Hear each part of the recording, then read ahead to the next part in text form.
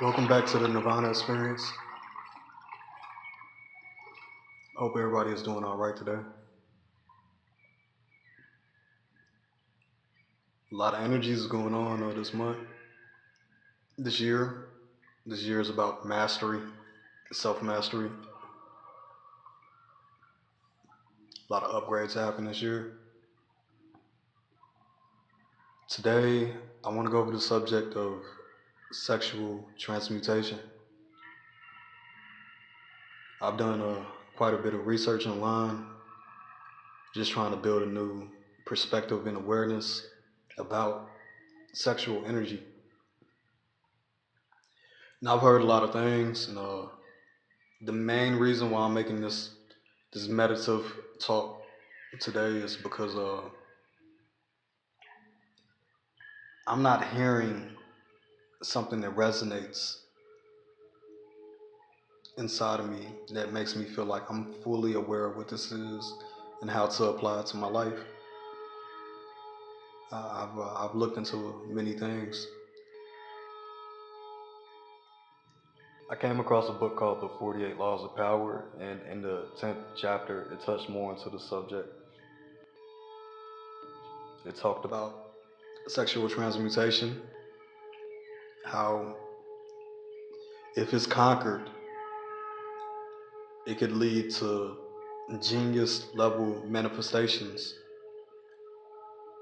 Many famous scientists like Einstein, Nikola Tesla, many people, even the mystics, have accomplished great things through sexual transmutation because they understood something. They understood something that's elusive in this society because the paradigm forces a perspective of sex upon people. And through corporate greed and capitalism and all types of things throughout this matrix, sexual energy is used symbolically to feed us a lot of things that we don't need or we don't want. That's how powerful sexual energy is. At a symbolic level, it can trigger us to do things that we may not want to do, or we may not want to feed our energy into certain things, but because these things that are happening deep inside of us at the subconscious level, there's nothing we can do about it. And I feel like the only way to really take back what's yours is to be aware of these different type of things that we have running through the system we call society, civilization.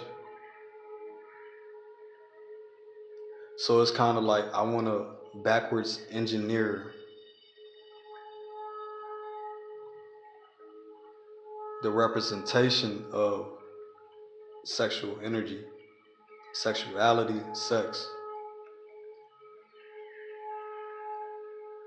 It goes beyond the three-dimensional, it goes beyond the material, way, way beyond the material world. It goes beyond gender. Just like with ascending up the ladder from 3D to 4D to 5D to 6D on up, every piece of you ascends up, not just one piece of your inner being. All of you as a whole ascends up. Sexual energy is one of those things that will pop up, that'll cause hindrance in the chapter that I listened to, it was saying that most men don't really fall into place financially in their life until they're close to their 40s. That's because they come to the realization of all the energy they wasted, sexual energy that they wasted. And that, I believe that's because society forces an oppression upon men that we have to be always chasing women and we have to be gynocentrical, that we have to base our worth on the amount of women that we can acquire. You know, it used to make sense to me before I woke up, but now that I'm awake, it makes no sense at all. But men who are gynocentrical usually suffer from depression. They usually, at some point, they feel lost. They feel like they haven't accomplished anything because they really haven't. Because anytime you set out to conquer something external, you realize that all these internal factors come into play. Regardless of what it is that you're trying to accomplish in this world. You know, the internal world is gonna make or break your manifestations as far as like achieving and receiving the things that you want from the universe. So sexual energy, sexual transmutation plays a big part in that. Plays a big part in ascension. So the student must learn to transmutate sexual energy into something more productive. You know, we all have things that we're trying to manifest in this world. We got to be careful with these things. We got to be careful with these things because we can be manipulated by these things. These are powerful things.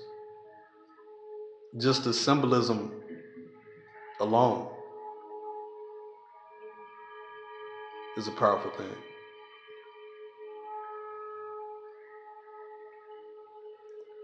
So I kind of want to cater this message towards men more than I want to women, because men, we have sacred secretion, we have sperm. And the reason why any book or any material more directs these messages towards men than women is for that reason alone. Because if the sperm isn't released, it recirculates through the body, through the kundalini, through the spine.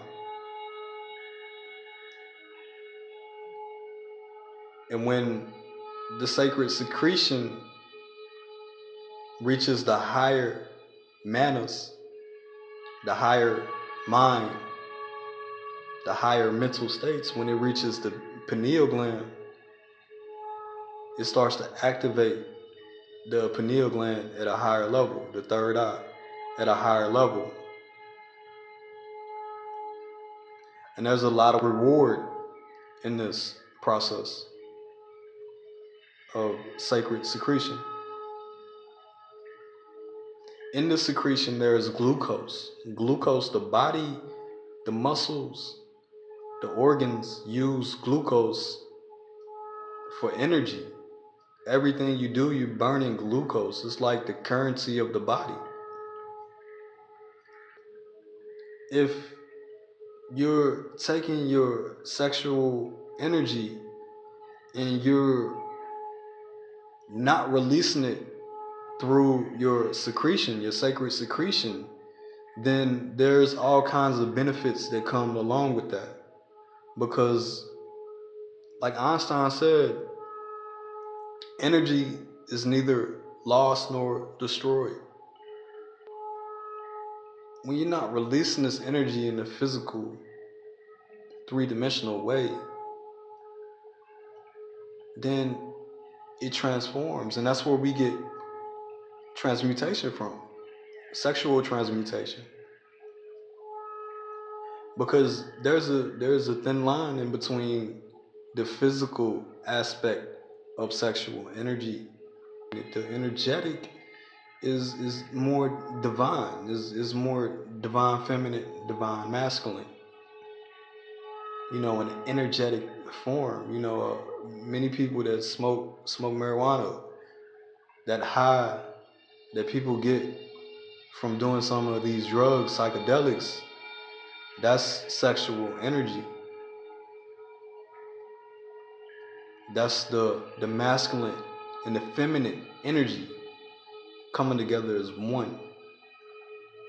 And energetically,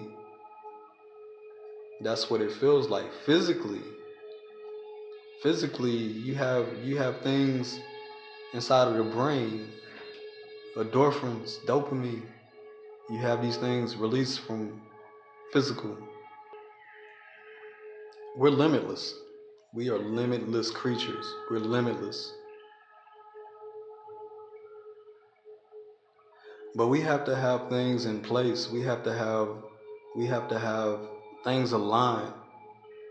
If things aren't aligned the right way, then we start to see limitations.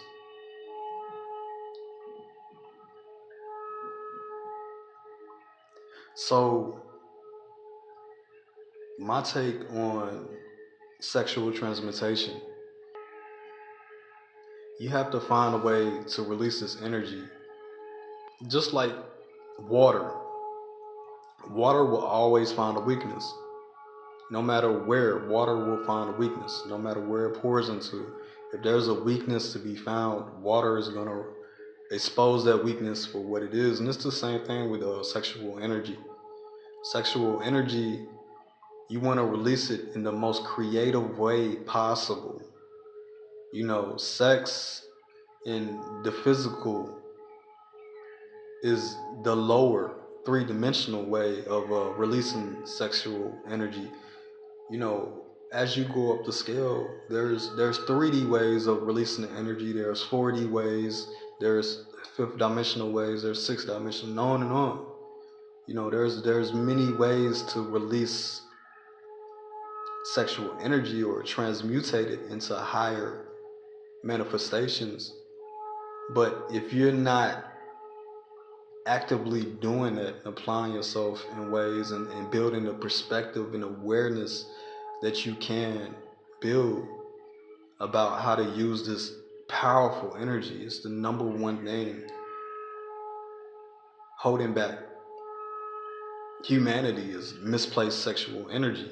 So if you don't know how to harness this energy, you're not going to be able to manifest and move in the way that you want to move through this manifestation of the universe, which is you. Manifesting through a human nervous system. You're the universe. You're experiencing yourself. You call it life. We call it life. I used to train people. People used to come to me. People still come to me. And I'm not a guru. I'm a shaman. This is a part of my own inner healing. And I'm choosing to share it because I know that by me sharing, other people will have the same resource to add whatever resources they already possess to heal themselves. So I'm not a guru. It's not my responsibility to heal anybody, but I could teach you some ways and some techniques to heal yourself. So this information is for you to apply to your own life, like I'm doing. I do want to add a warning to this information because this is some powerful energy. Sexual energy is like one of the most powerful energies that we possess. But you got to take it out of the perspective of sexual energy being related to procreation. That's what drives us at our core, is to keep the human race going, and we do that by procreating. Having children. That's a fundamental. That's a part of our makeup, our chemistry. But you got to override that at some point. At some point you got to override it. And come out of the monkey mind. When you start to harness this energy for what it is, it's powerful. So you could have a Kundalini awakening, and I'm not going to say that Kundalini awakening is a bad thing, but at certain levels, Kundalini awakening is very dangerous. You can become detached from the paradigm completely, and you really don't want that. When you become completely detached from the paradigm, it's like having a dream while you're wide awake. It's like having, and that dream may be a nightmare. While you're wide awake, you're dreaming. And you're completely detached from what reality is. So even though all these things are beautiful and they're mystical, you gotta be careful with this stuff, because it could lead to insanity. It's a lot of power, a lot of energy inside of us. I would like to remind you guys to ground out as much as you can, whether you be out in nature or you're in your bed or you're at work. Remember, ground out through your feet, the bases of your feet. Ground out, send your energy into Gaia, and let Gaia be your anchor, and let the energy flow from Gaia on up. We're conductors of electromagnetic energy, and we have to be grounded with the earth in order to achieve these higher levels of awakening and manifestations. And that takes time. Just want to go over a few things. So, sexual transmutation. You're taking sexual energy, not sex. Sex is a three-dimensional thing that we engage in to procreate, to have children, so that life goes on generation after generation.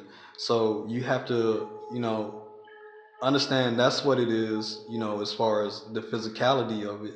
But sexual energy is more masculine and feminine, and you want that divine, so you want to have this energy manifest in that way, so that you can achieve higher manifestations. Sacral secretion, that's another thing. Sacral secretion is more like the physical part of it. When you don't release sexual energy in the lower forms, you have these physical aspects of your makeup that start to recirculate through the body, through the spine, and on up into the higher manas, to the pineal gland, the third eye. And you start to reawaken the third eye. And this leads to massive amounts of creativity, creative energy, ideas, solutions, so many things. Once you start to stimulate the pineal gland and activate it to its highest levels.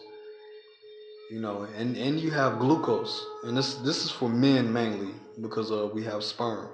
So inside the sperm we have glucose, so you get a glucose boost, and that's energy, the currency for the body to do anything.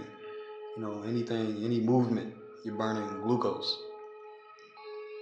And you have the Kundalini awakening. You start to wake up. You start to wake up at higher levels, and you just got to be careful. This isn't an easy thing to do, and it comes with warnings. Okay, so if you take on this path, of celibacy, brahmachan, if you take on this path of stimulating this energy up to higher levels, be careful, and make sure that you ground out, and make sure that you balance your chakras daily. because this energy is powerful, and you have to be completely aligned, so that you don't go insane from it. And the last thing I want to say is that the main thing is, because you gotta release sexual energy, you gotta release it, or it's gonna come out through the lower manners. And you'll find yourself in situations you don't want to be in because you're not dictating the energy the right way. So it's very important to release this energy through creative processes like drawing, writing, production, whatever, whatever you do that releases this energy, highest form, purest form. And you'll start to feel the divine, feminine, and masculine come together, and you'll start to get euphoria off of these things. But everything takes time. So this is my take on sexual transmutation. I'm taking the things that I know and some of the things that I've seen. I just wanted to put it in a format that might be a little bit more understandable than some of the things that I researched online. I hope that all you guys reach that destination that you're trying to reach along this journey. And you guys have a good day. You guys have a good night. Namaste.